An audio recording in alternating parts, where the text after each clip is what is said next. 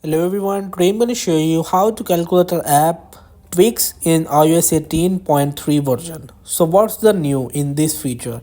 I will be on my phone and I will be just simply updated my phone to the latest update version of iOS 18.3, and I will just show you some changes in the calculator.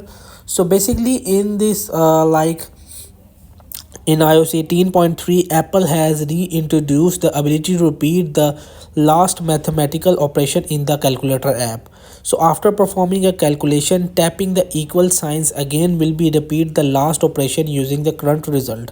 So example, I will just tap on it 5 multiply 2 is equal to 10, and when I just was again tapping by as equal, so here you will see it will automatically by the last performing calculation, and by tapping the equal signs again will repeat the last result.